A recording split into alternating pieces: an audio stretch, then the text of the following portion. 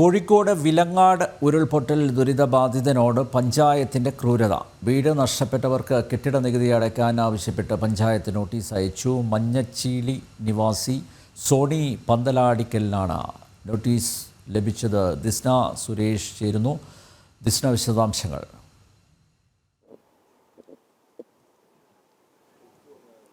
അനിൽ നമ്പ്യാർ സൂചിപ്പിച്ചതുപോലെ തന്നെ വലിയ ക്രൂരതയാണ് സർക്കാരിന്റെ ഭാഗത്തു നിന്നുണ്ടായത്. വയനാട് ഉരുൾപൊട്ടൽ ഉണ്ടായ ആ ദിവസം തന്നെയാണ് വിലങ്ങാടും സമാനമായ രീതിയിൽ ഉരുൾപൊട്ടൽ ദുരന്തം ആ പ്രദേശത്തുകാരെ വേട്ടയാടിയത്. മാത്രമല്ല, പട്ടികകളൊക്കെ പുറത്തു വന്നെങ്കിലും അർഹരെയൊന്നും തന്നെ ആ ലിസ്റ്റിൽ പരിഗണിച്ചില്ല എന്ന് ചൂണ്ടിക്കാട്ടി വലിയ രീതിയിലുള്ള പ്രതിഷേധമൊക്കെ തന്നെയും ഈ വിലങ്ങാട് നിവാസികൾ നടത്തിയിരുന്നു. ആകെ അവർക്ക് സർക്കാരിൽ നിന്നും ലഭ്യമായ തുക എന്ന് പറയുന്നത് വാടക ഇനത്തിൽ ലഭിച്ച 6000 രൂപയും പിന്നീട് ഒരു സമാശ്വാസം എന്ന നിലയിൽ ലഭ്യമായ ഒരു 4000 രൂപയും മാത്രമാണ് ലഭ്യമായത്. ഇത്രയും മാസങ്ങൾ പിന്നിട്ടും യാതൊരു തരത്തിലുള്ള ധനസഹായവും സർക്കാരിൽ നിന്നും ലഭ്യമായിട്ടില്ല എന്ന് മാത്രമല്ല, ഇപ്പോഴിതാ കെട്ടിട നികുതി അടയ്ക്കണമെന്നാവശ്യപ്പെട്ടുകൊണ്ട് പഞ്ചായത്ത് നോട്ടീസ് അയച്ചിരിക്കുന്നു. വലിയൊരു ദുരിതത്തിലേക്ക് തന്നെയാണ് ഇവിടുത്തുകാരെ ഈ പഞ്ചായത്തും സർക്കാർ സംവിധാനങ്ങളും ഭരണകൂടവും ഒക്കെ തന്നെയും നയിക്കുന്നത്. വലിയ രീതിയിലുള്ള പ്രതിഷേധമാണ് ജനങ്ങളുടെ ഭാഗത്തു നിന്നും ഉയർന്നു വരുന്നത്.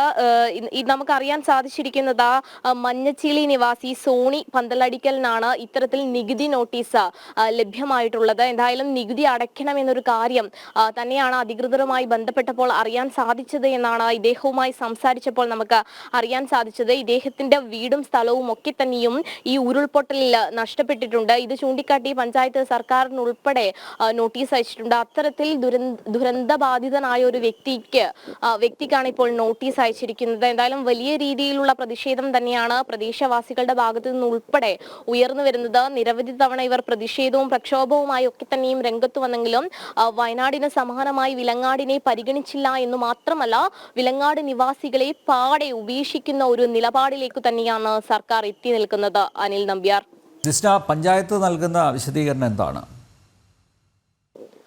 പഞ്ചായത്ത് അധികൃതരുമായി സംസാരിച്ചപ്പോൾ അറിയാൻ സാധിച്ചത് സ്വാഭാവികമായും കെട്ടിട നികുതി അടയ്ക്കേണ്ടതുണ്ട്. അതുമായി ബന്ധപ്പെട്ട് തന്നെയാണ് ഇത്തരത്തിലൊരു നോട്ടീസ് അയച്ചത് എന്നൊരു കാര്യം തന്നെയാണ് പഞ്ചായത്ത് പറയുന്നത്.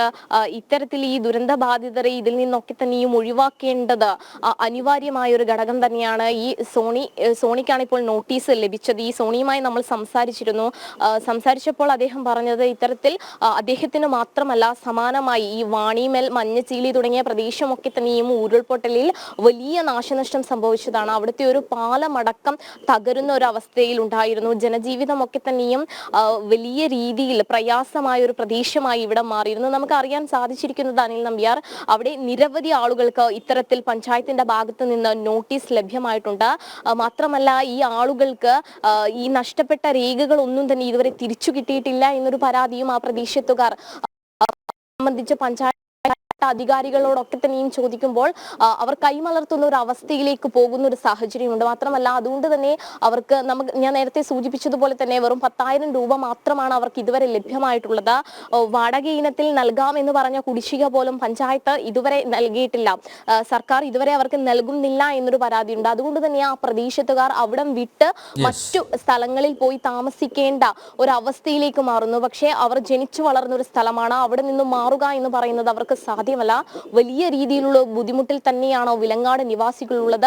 വയനാടിന് നൽകിയ പരിഗണന നൽകിയോ എന്ന് ചോദിച്ചാൽ അതും അവർക്ക് ലഭ്യമായിട്ടില്ല. പക്ഷേ ഇത്തരത്തിൽ അവരെ ദ്രോഹിക്കുന്ന നിലപാടിലേക്കാണ് പഞ്ചായത്തും സർക്കാർ സംവിധാനങ്ങളും മാറുന്നത്. അനിൽ നമ്പ്യാർ, കോഴിക്കോട് വിലങ്ങാട് ഉരുൾപൊട്ടൽ ദുരിതബാധിതനോട് പഞ്ചായത്തിന്റെ ക്രൂരത. വീട് നഷ്ടപ്പെട്ടവർക്ക് കെട്ടിട നികുതി അടക്കാൻ ആവശ്യപ്പെട്ട് പഞ്ചായത്ത് നോട്ടീസ് അയച്ചു. മഞ്ഞച്ചീളി നിവാസി സോണി പന്തലാടിക്കലിനാണ് നോട്ടീസ് ലഭിച്ചത്. ദിസ്ന സുരേഷാണ് കോഴിക്കോട് നിന്ന് വിവരങ്ങൾ നൽകിയത്.